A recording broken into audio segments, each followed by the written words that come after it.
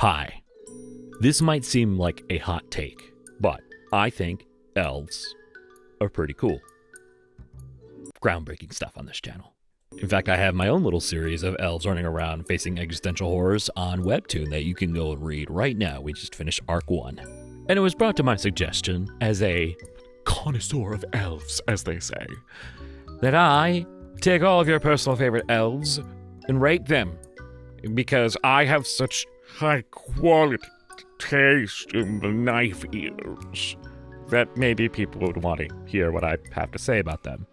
Or not, or get mad at me, because it's the internet. Do what you gotta do. Freedom of speech, all that. Yeah. But to me, elves are like pizza. Even bad pizza is still pretty good pizza. So even a bad elf is still a pretty damn good elf. The elves have been put in alphabetical order just for sanity's sake. If there are some overlap from recurring series, I'm sorry, that's just how the elves got named in this show. Don't blame me. It's just how it is. So we're starting off strong right out of the gates. Astarion from Baldur's Gate 3. God, this man. Between aesthetics, morality, his backstory, his voice. Oh my god, his voice. The shadows. That so starting off really damn strong. That's a high quality elf right there. Rules might change towards the end, but right now, that's a pretty good start to have to start with. Following up on that, the Celtic Guardian from Yu-Gi-Oh! You gotta give the artist credit. I mean, like, they actually took, like, elves that are normally usually the most, like, agility sort of type of archetypes that you'd see in fantasy shows and said, you know what? Give them a dwarf class and make them Irish. Everyone will love that shit. And you know what? I do too. That's a good elf right there. It's a good elf star. Next up on the list, we have Diglett of Record of Lotus War. This is one of those elves, right, that usually, you know, it's your first introduction to him, and it awakens something in you if you find her fascinating. She was not my awakening, but I do know a lot of people do love her, or if they're role-playing dwarves, they're usually the character that they make fun of, or have an exception for. We've seen that with Flork. It's a high-quality elf right there. Coming up, we have Double Trouble from She-Ra. The new one, not the old one, the new one. While they are shapeshifter, their base form is an elf, and, you know, I'm all about that. I've got a lot of characters that do that. It's cool. Not sure how I feel about the snake eyes. It kind of works. It's good, you know. I feel like if I had to... I haven't watched She-Ra that much, because it's not my show, right? Like, it's just like, it didn't grab onto me. Like, I think the aesthetics are cool, and I think, like, the character designs are really good, but, like, for me, that sure is an elf star. Let's go with that. Up next, we have Drizzt from Dungeons and Dragons. Lordy. Sir, could you put down one of those swords and hold my hand, please? I think we got our first SSS++ elf featuring Dante from Devil May Cry series. That's a good one right there. Oh my god. I also really like him because I looked it up, he is like 5'4". This is a short king emanating tall guy energy. And I love everything about that. Following him, we have Durak from Skyrim, the Dawn Guard. Some of you might be confused if you're not Elder Scrolls players. I get that. That looks like an orc on screen. Stay with me. Urizmer orcs in Elder Scrolls are technically elves. It's in the lore. They have Myr. Myr is a big thing that they use to describe elves in it, because Dwemer, the dwarves, are also technically elves in Elder Scrolls. So I like him, but I know most people kind of more see him as an orc versus an elf, even though the rules are different in Elder Scrolls. I'm gonna have to give him the you tried star. You tried elf. Still good.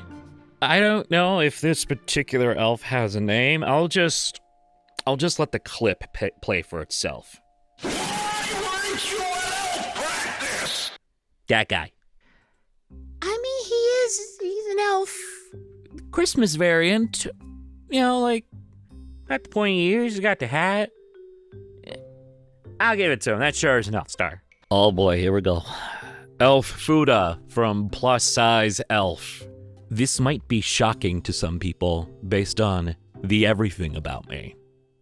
I have not watched Plus Size Elf, so I'm mainly going off aesthetics here. It's pretty good. It's not the best. There's some improvements I could make on the design. Granted, this is like basically Elf being thrown into the modern human world. Totally fine, totally get it. I'm gonna give them a good elf. It's a good elf star. They're nice. They're nice. I've seen better, but they're nice. Then we have Elmesia from Elrusarion.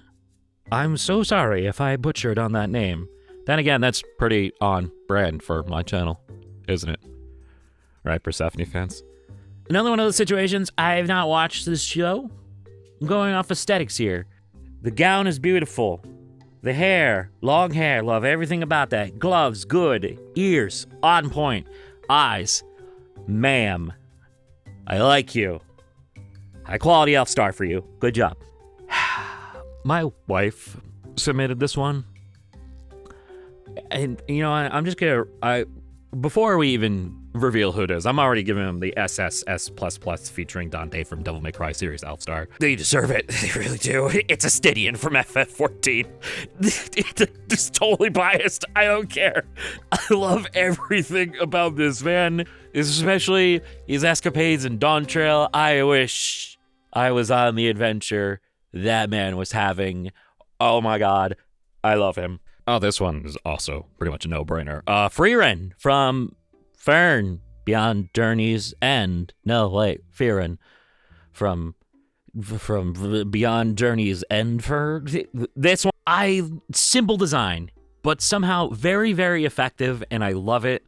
Also, the story is just bittersweet, and I adore everything about it because it's a thing that I have in my own series too, where you have these characters that have lived for eons and eons, and they've watched people that they've gone on their first journeys with grown old and passed away, and living with that idea that despite everyone around you aging, you're still the same.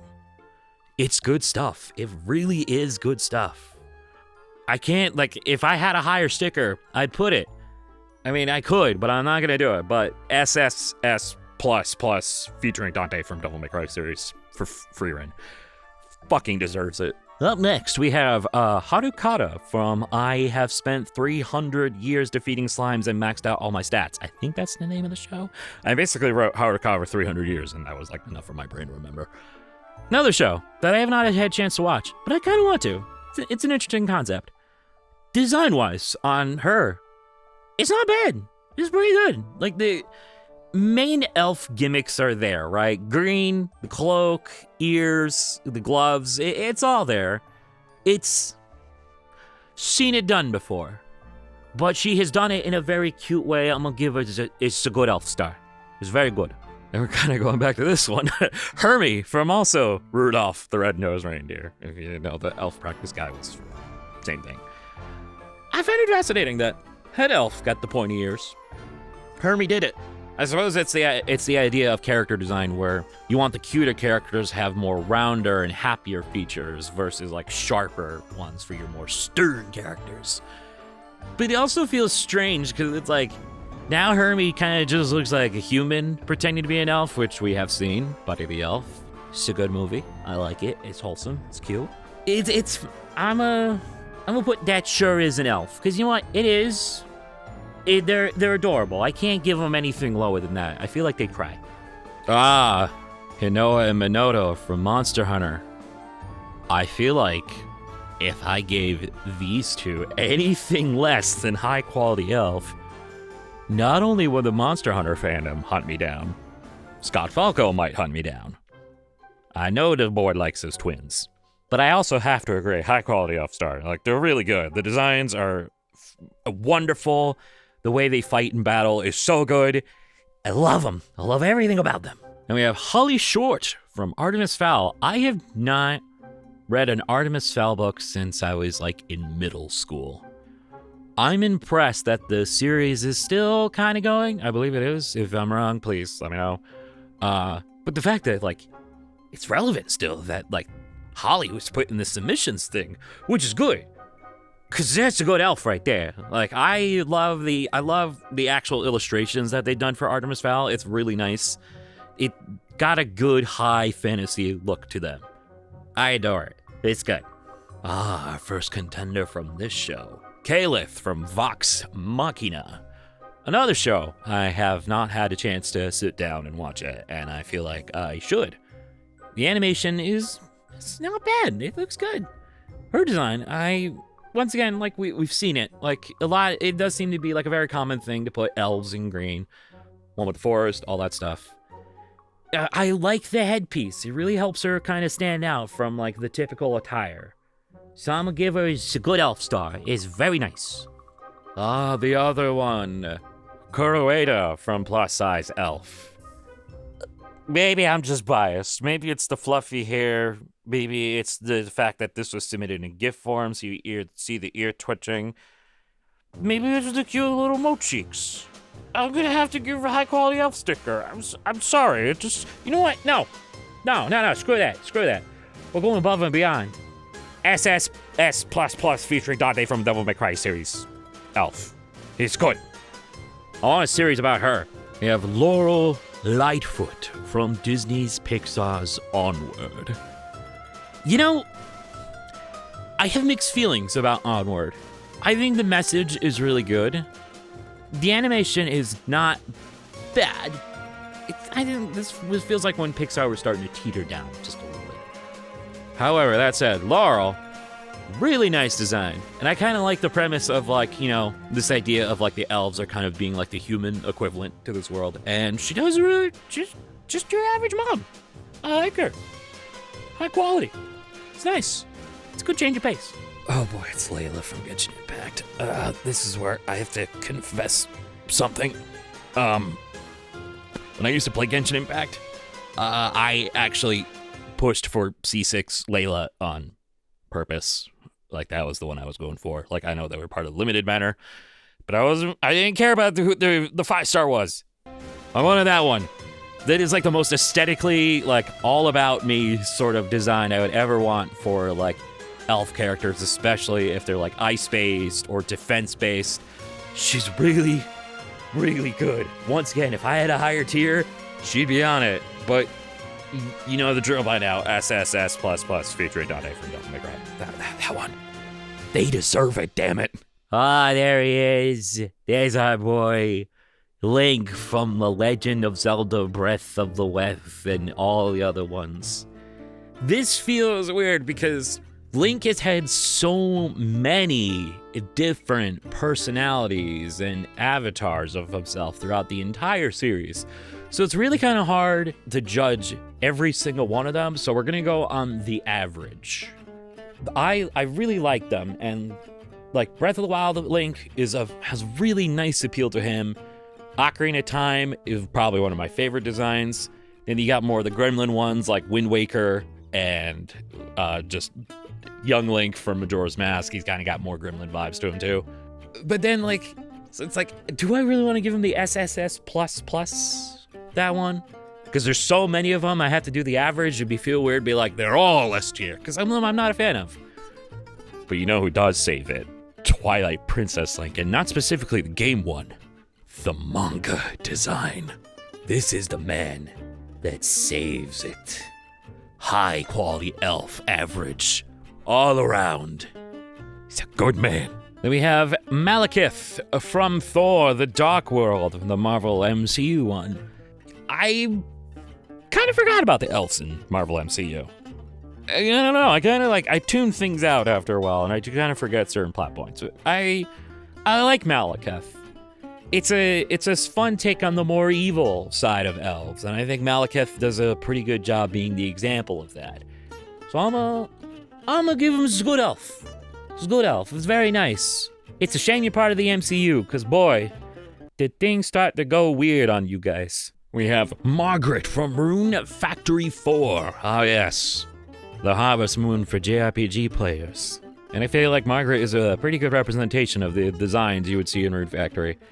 They're very cute. I love all the flowers and everything around them. I love the I want to say it's a lyre, but it could just be its own little fun fantasy thing that they're doing for Rune Factory 4.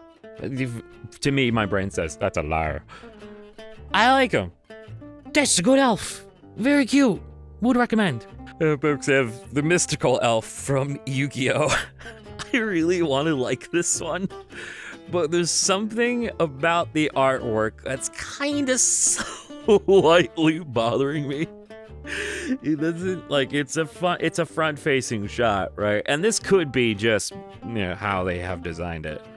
Things feel just slightly tilted. You know what I mean? Like, they are facing forward, but somehow everything on them is shifting and also kind of lower, so it's bugging my brain just a little bit. But blue elves do have kind of a bias on me, so that's a good elf right there.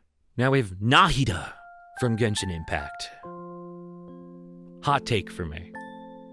I think Nahida was the peak of Genshin's storytelling. Like, Farina is really close, like almost tied between the two, but Nahida, oh my god. Literal tears down my face about everything about Nahida's story. It's so bittersweet. And I actually feel myself tearing up already from it. And it's because of that, Nahida gets her own special sticker. Like, no one else on this list is getting the sticker. They are getting the illustrious, very exclusive, that's a baby elf. That's a baby. You will protect that baby, or so help me God, I will find you and at least make you watch the cutscenes of Nahida's story. Now, next we have Rania from The Red Ranger Has Become an Adventurer in Another World. Once again, I don't remember the full name of the title. I'll put it up here. I just wrote Red Ranger in the file. This one's fascinating. It's like very, like, it's kind of like an old school anime aesthetic about it. It could just be how the concept art is displayed. This one's really nice. I dig it. The kind of Anubis ears that they've got going on, the rat tail behind them. Like, I know that's not what it's called. That's usually what my brain thinks, like hairstyles and stuff like that. It's a cool one. I'm gonna give him a good elf star. It's nice. We have Ryla from Dragon Prince. I have a weird relationship with the show. I have never seen it, but I have had characters that I have designed be kind of compared to the characters from this one. So it is fascinating because you'd be like, oh, then you probably think like the elf designs are really good. And they are. Not as high as you'd think they are. Mainly because I haven't had a chance to watch Dragon Prince, and but I'm also kind of teetering like, do I really want to watch it? But I will say that's a good elf right there. It's nice. Oh boy, here we go. Shadowheart from Baldur's Gate 3. There is a grand divide between the fandom on best character or worst character. Depends on how you feel morale-wise. So I'm just gonna judge Shadowheart aesthetically.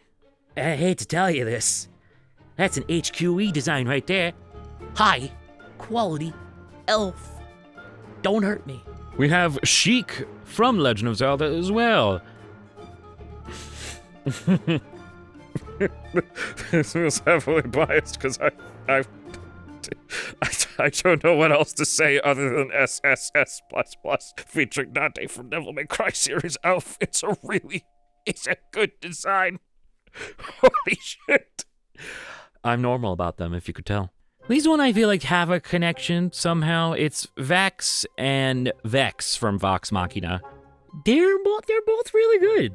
Like I kind of like you could tell there is a solid connection between these two. Opposite aesthetic colors. It's very nice. I like it. I'm gonna give both of them collectively. They can share high quality elf. They can share this one as a treat. They deserve it. Oh, I got this file backwards. This is Evangeline from Wakfu, but I guess the way I wrote it, I accidentally did it backwards. I wrote Wakfu Evangeline. My bad. Simple, effective, I also really just enjoy how humorous and cute the show is for Wakfu. So I'm gonna give him a good elf. It's a good elf right there. Oh, it's Yinlin from Wuthering Waves, the first elf of the game. And this is my honest opinion, because I feel like there is also a grand divide between strong fans of Yinlin and strong haters of Yinlin. When it comes to the elf fans that you wanted to get for Wuthering Waves, she kind of fumbled the bag a little bit, in my opinion. Like, I don't know, like, all of the good story points that you would want to learn about Yinlin are kind of, like, put behind the affection system in Wuthering Waves. So, like, all of the tragedy and, like, stuff you would want to learn about, like, how Yinlin is, you get through that instead of her character story quest that you do in Wuthering Waves. In that, she's kind of a bitch. It just made me upset. It made me not want to use her, which is a shame because she was the first elf in the game. So, unfortunately, once again, this is my opinion. Don't hurt me. They're gonna have to get the You Tried elf star. I have also heard some behind-the-scene things that this was not the initial approach to Yinlin. She was a little more unhinged before. I don't know. Unfortunately, the Yinlin we got, I'm not a fan of. And we have Ysera from Warcraft. Now, I know Warcraft fans, I know what you're thinking, that's a dragon masquerading as an elf. But hey, I do that too. I'm not gonna judge him for doing it. They have the ears, they're parading as a night elf. I'm gonna allow this one, and boy, do they do it well. The horns, really good. The claws and the gauntlets, really good. The iconic Warcraft pauldrons, so good. So damn good. That's SSS+++, the featuring Dante from Devil May Cry. And finally, we have Zelda from The Legend of Zelda. Once again, it's another one that I have to average out because there's so many versions of Zelda, but she's definitely higher up on the list than Link was with all the averages, because majority of the personalities do kind of remain constant. There are some grand exceptions like Tetra, but then when she kind of becomes Zelda, it kind of like becomes hindered just a little bit, but then she swings back around towards the end. It's fine. It could just be just realizing the pressure and the situation of things, not just an entire personality drop. At least that's how I look at Wind Waker. In my opinion, the Smash Ultimate iteration of Zelda, I feel like is the one that stands out the most to me, and that's why they're here for this one. Because in my opinion, they're my personal favorite of the designs. Hi, Jojo. Did you have some strong opinions about Zelda too? Anything you want to contribute? Really? You think they should get this sticker too? But it's on an average though. Are you sure? Oh, okay. Twisted my arm. I'm sorry. Jojo says that Zelda has to get the SSS++ featuring Dante from Devil May Cry series sticker. I was gonna give him HQE, but you know, Jojo saved this one. I'm sorry. I'm sorry if Zelda haters. That's just how it's gonna have to be. So I think it's a pretty good list. I think covered a lot of ground here. I don't think I really missed anyone. Definitely not someone people are probably writing in the comments right now from a very iconic series that was the groundbreaking of elf lovers everywhere. I don't... Just kidding, Legolas from Lord of the Rings. I did not forget about you guys. Take another SSS++ featuring Dante from Devil May Cry sticker. That's the man who awoke in elf lovers everywhere, especially the Orlando Bloom version. Don't lie to me. I know that boy did things to you. Do I have anyone else on file? Who the fuck is that?